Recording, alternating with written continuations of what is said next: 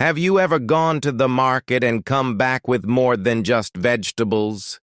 This is the story of Rohan, a boy from Mirzapur whose simple Sunday trip to the market turned into a journey full of surprises, kindness, and life lessons in this story. You'll learn the value of patience, the joy of helping others, and how small moments can shape who we are. So let's begin. I go to the market. Chapter 1. The Morning Routine. My name is Rohan. I live with my mother in a small town called Mirzapur. It is a quiet place, with friendly people and busy streets. We don't have big malls or supermarkets here. We go to the local market when we need something. The market is always full of people, noise, and life. It was a Sunday morning. The sun had just come up. The sky was soft orange and the birds were singing outside my window. I opened my eyes slowly and sat up on my bed. My blanket was still warm and the room was quiet. Then I heard the sound of plates clinking in the kitchen. Rohan, wake up. We have to go to the market today. My mother called. Yes, Ma.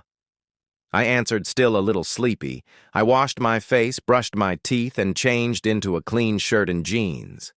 My mother was already preparing tea and breakfast. The smell of ginger and toast filled the house. Drink your tea. We'll leave in 30 minutes, she said. I sat at the table and sipped the hot tea. I liked going to the market. It wasn't just about buying vegetables. It was also about meeting people, seeing new things, and watching how the town moved. The market had its own energy, loud, colorful, and full of stories. Chapter 2. On the way to the market. We left home at 9 a.m. My mother carried a list in her hand. I carried a jute bag for groceries. The streets were starting to get busy. Some shops were just opening and some people were already returning with bags full of vegetables and fruits. We passed by the bakery, where the smell of fresh bread made me hungry again. The tea stall on the corner was crowded as usual. Men stood in groups talking about politics, cricket, and family problems all at the same time. Let's walk fast. My mother said I want to buy the fresh vegetables before they're gone. The market was only a 10-minute walk from our house, but it felt like entering a different world. Chapter 3. Inside the market. As we reached the market, the noise welcomed us. There were shopkeepers calling out fresh tomatoes, only 20 rupees a kilo. Come, madam, best onions here.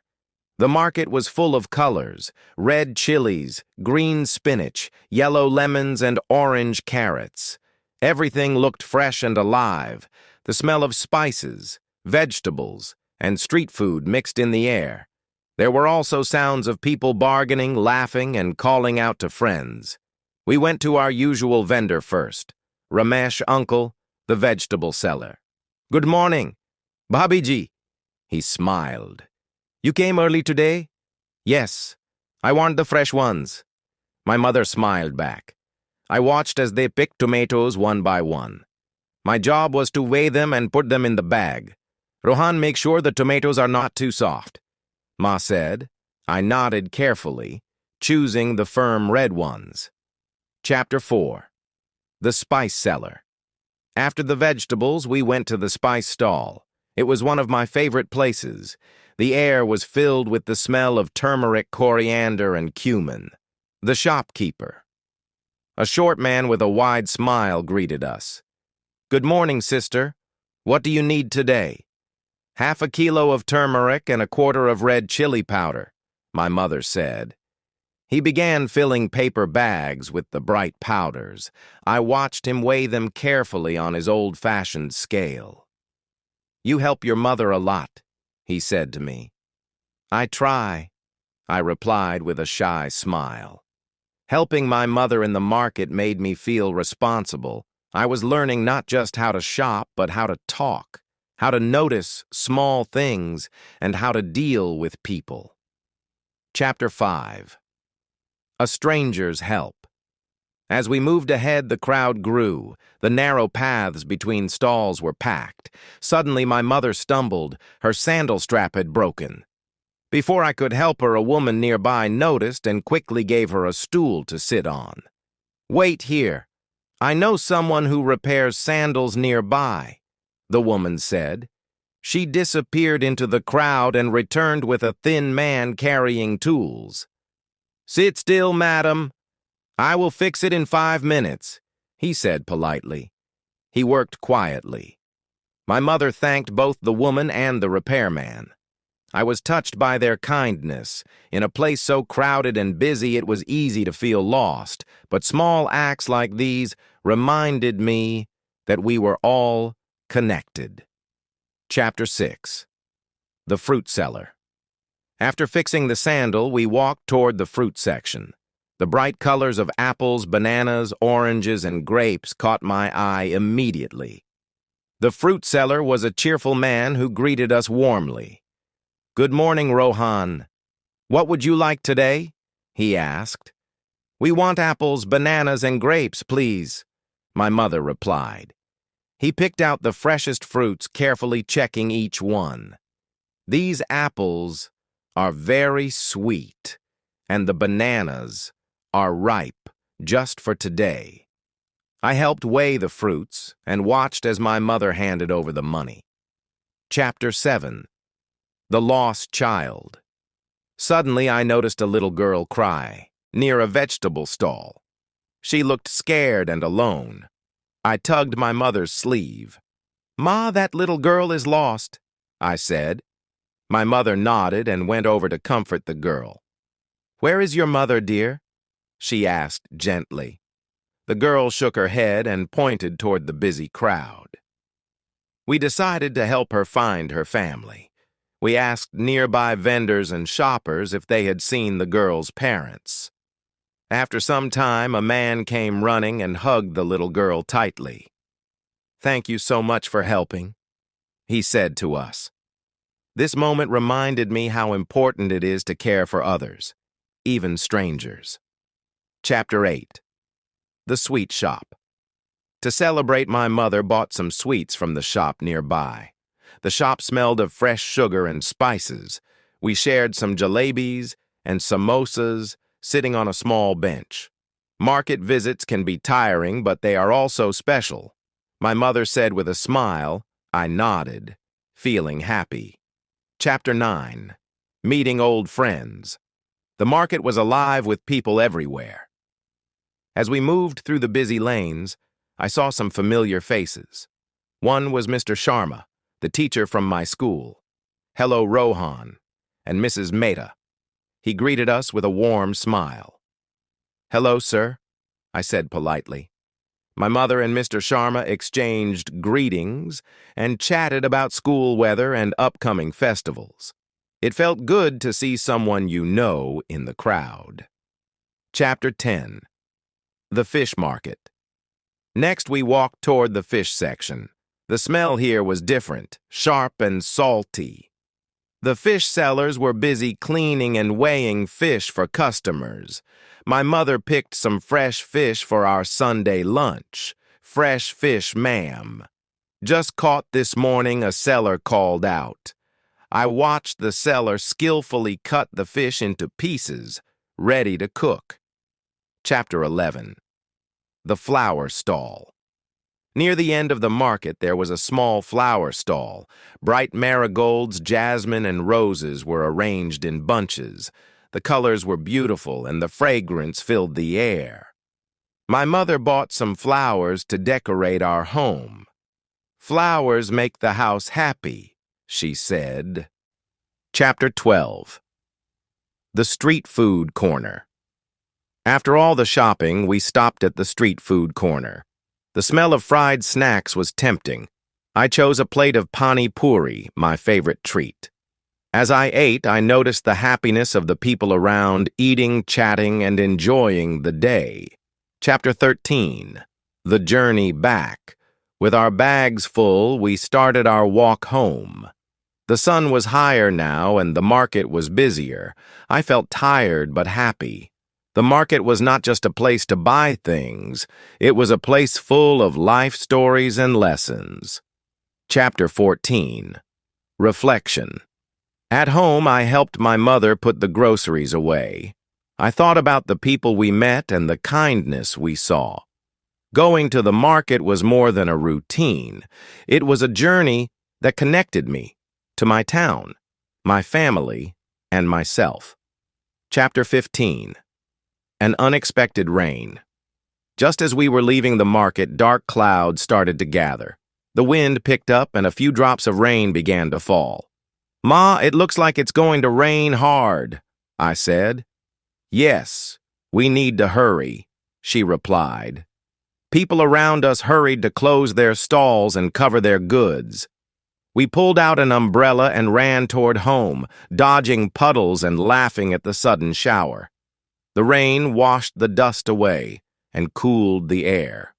The market looked fresh and alive, even in the rain. Chapter 16. Helping a vendor. On our way, we saw an old man struggling to carry his heavy baskets of vegetables. The rain made the ground slippery. I ran up and offered to help. "Thank you, young man," he said, relieved. Together, we carried the baskets to his small shop where his wife was waiting. Helping others felt good, like sharing a little kindness. Chapter 17. A lesson in patience. Back home, my mother began to prepare the vegetables for cooking. I noticed her patience as she cleaned and sorted everything carefully. "It takes time to do things well," she said. "Rushing only causes mistakes." I thought about the market, how vendors waited for customers, how people bargained, and how life moved slowly but steadily. Chapter 18. The evening calm. As the sun set, the town grew quiet again. The market was empty, but I could still hear the echoes of the day. I sat by the window thinking about all I had seen and learned. The market was more than a place to buy food. It was a place of stories, friendships, challenges, and joy. Chapter 19. Preparing for tomorrow. Before sleeping, I helped my mother plan the next market visit. "We will go again next week," she said. "Each visit teaches us something new." I agreed, feeling excited for the days ahead. Chapter 20. Closing thoughts. The market was a small world full of colors, sounds, smells, and people. It connected me to my town, my family, and my own heart. This simple journey had changed me. I understood the value of hard work, kindness, and patience, and I knew I would return, again and again, to the market that had become a part of my life. Chapter 21. A surprise encounter. The next week, as we entered the market again, I saw someone I didn't expect, my old friend Samir. He had just returned from the city after many years, Rohan. "It's been so long," he called out happily. We hugged and talked about school life and dreams. Samir shared stories of the city's fast pace, and I told him about our quiet town and its lively market. Seeing him made me realize how different yet connected our worlds were. Chapter 22. The festival preparations. The market was busy with preparations for the upcoming festival. Stalls were decorated with lights, colorful fabrics, and flowers. My mother bought special spices and sweets to celebrate. The excitement in the air was contagious. The market wasn't just about daily needs anymore. It was about tradition, joy, and community. Chapter 23. Learning to bargain. I watched my mother bargain with the vendors. She was polite but firm, asking for fair prices. "Bargaining is an art," she said. "It shows respect for the seller and the buyer." I tried to practice but still felt shy. It was a new skill, one that took time to learn. Chapter 24. The market at night. One evening, the market looked different. The stalls were closed, but the lanterns and street lights made it glow softly. Some vendors were cleaning, others chatting in small groups. I walked through the quiet lanes feeling peaceful. The market was alive even in silence. Chapter 25. Saying Goodbye. As the day came to an end, the market began to slow down. Vendors started packing their goods, children played near empty stalls, and the warm, golden light of the setting sun bathed the streets.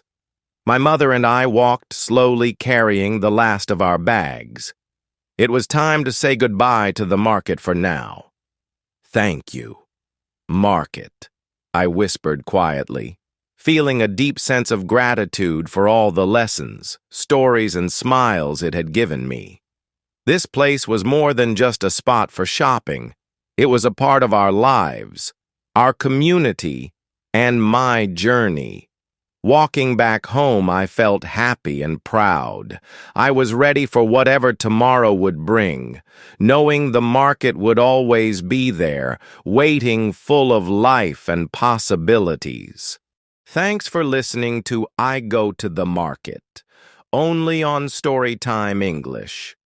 If this story made you feel something, learn something, or simply enjoy the journey, leave a comment below and tell us what stood out to you. We share real-life stories to help you connect with English in a natural and meaningful way. So if you're looking to improve your English while enjoying powerful stories, subscribe to StoryTime English and join our growing community. See you in the next story.